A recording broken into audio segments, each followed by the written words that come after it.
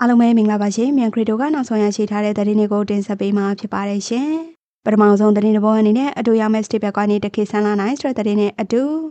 ခရီတိုတထေးတွေရဲ့ private နိုင်ငံတော်ရေးဆိုတဲ့သတင်းကိုတင်ဆက်ပေးမှာဖြစ်ပါတယ်ရှင်မြန်မာကတော့စီစဉ်တင်ဆက်သူကီကီပါ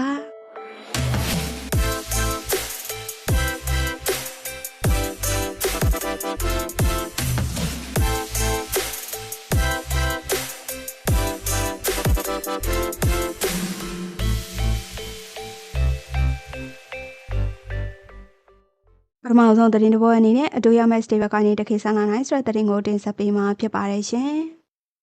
ခုတလော stable coin လောကမှာ Yi Bearing stable coin တွေဟာတာမန် stable coin ဈေးကွက်ထက်15ဆလောက်အထိပိုပြီးမြန်မြန်ဆန်ဆန်ကြီးထွားလာနေပါတယ်။မဇာရီရဲ့သုတေသနအစီရင်ခံစာအရဆိုရင်တော့ဒါဟာယင်းနှိမ့်မြုံသူတွေကြားမှာရေပန်းစားလာတဲ့ trend တစ်ခုဖြစ်လာပါပြီ။ပြီးခဲ့တဲ့6လအတွင်း Sake ရဲ့ USYC ဟာဈေးကွက်တန်ဖိုး198ရာခိုင်နှုန်းပတ်စိုးရဲ့ Global Dollar USDG က169ရာခိုင်နှုန်း Tron DAO ရဲ့ Decentralized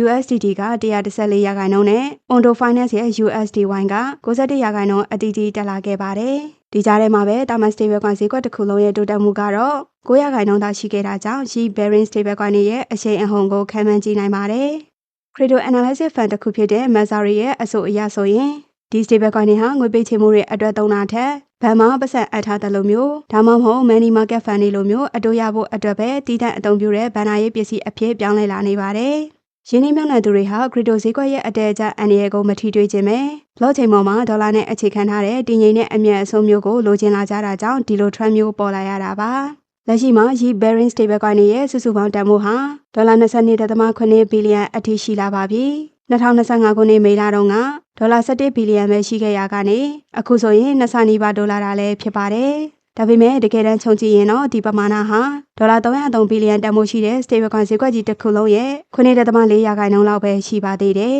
။ဒီကနာမည်ကြီးနေတဲ့ stable coin တွေထဲမှာ Kan ရဲ့ SUSDS, Ethena ရဲ့ SUSDE နဲ့ Maple ရဲ့ Surat USDC တို့ပါဝင်ပါတယ်။အတုံးနှုန်းတွေအနေနဲ့ကြည့်မယ်ဆိုရင်Maple ရဲ့ Surat USDC က4.54ရာခိုင်နှုန်းနဲ့ထိပ်ဆုံးမှာရှိနေပါတယ်။ Maple USDT က4.1ရာခိုင်နှုန်း၊ Skyline ရဲ့ SUSDS က3.5ရာခိုင်နှုန်းနဲ့ Ethena ရဲ့ USDE က3.49ရာခိုင်နှုန်းအတီးတီးပေးနေတာကိုတွေ့ရပါတယ်။ဒါပေမဲ့အမေရိကန်နိုင်ငံရေးလောကမှာတော့ဒီအခြေအနေတွေအတွက်အပြတ်အမောင်းလို့ဆိုရမယ့်အငင်းပွားစရာတွေရှိနေပါသေးတယ်။အမေရိကန်အထက်လွှတ်တော်အမတ်တွေဟာဒီ stable coin တွေကနေတဆင့်ရလာတဲ့အမြတ်အစွန်းတွေကိုဥပဒေအရဘယ်လိုသတ်မှတ်မလဲဆိုတာကိုသဘောထားကွဲလွဲနေကြပါတယ်။အထူးသဖြင့်ဘဏ်လုပ်ငန်းအုပ်စုတွေကဒီလိုအတိုးပေးတဲ့ stable coin တွေကြောင့်တမယိုကျဘဏ်တွေကအငွေတွေပြက်လက်သွားမှာကိုစိုးရိမ်နေကြတာပါ။အမေရိကန်အထက်လွှတ်တော်အမတ်တအုပ်ဖြစ်တဲ့ဂျွန်သုံးကတော့လာမယ့်ဧပြီလမတိုင်ခင်အထိခရစ်တိုဈေးကွက်ဆိုင်ရာဥပဒေကြမ်းကိုဆက်ဆွေးနွေးသွားဖို့အလားအလာနဲ့ကြောင်းပြောကြားထားပါတယ်။အမေရိကန်သမ္မတဒေါ်နယ်ထရန့်ကတော့ဒီဥပဒေကြမ်းကိုကြံ့ကြံ့အောင်လုပ်နေတဲ့အပေါ်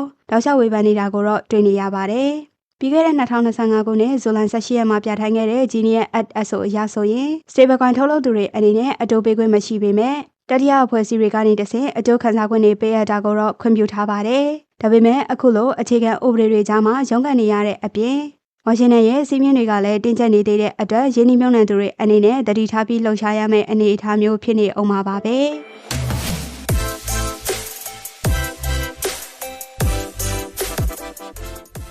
နောက်ထပ်သတင်းတစ်ပုဒ်အနေနဲ့ခရစ်တိုတထေးတွေရဲ့ private နိုင်ငံတော်ရေးဆိုတဲ့သတင်းကိုတင်ဆက်ပေးမှာဖြစ်ပါတယ်ရှင်။ခရစ်တိုလောကကပတ်စံချမ်းသာတဲ့တထေးတွေဟာတကယ်ကိုထူးဆန်းတဲ့အိမ်မက်တွေကိုမှတ်တတ်ကြပါတယ်။အခုတစ်ခါမှာတော့ Belgian နိုင်ငံသားခရစ်တိုတထေးတစ်ယောက်ဟာကာရီဗီယန်ကျွန်းစုတွေက Nevis ဆိုတဲ့ကျွန်းတစ်ခုကိုသူ့ရဲ့ Disney ဆိုတဲ့ project အတွက်မျက်စိကျလာပြန်ပါပြီ။ဒါပေမဲ့သူလုပ်တဲ့ပုံစံကတော့အတော်လေးကိုအငင်းပွားစရာဖြစ်နေပါတယ်။ Belgian နိုင်ငံသား Olivier Janssen ဆိုတဲ့ပုဂ္ဂိုလ်ဟာ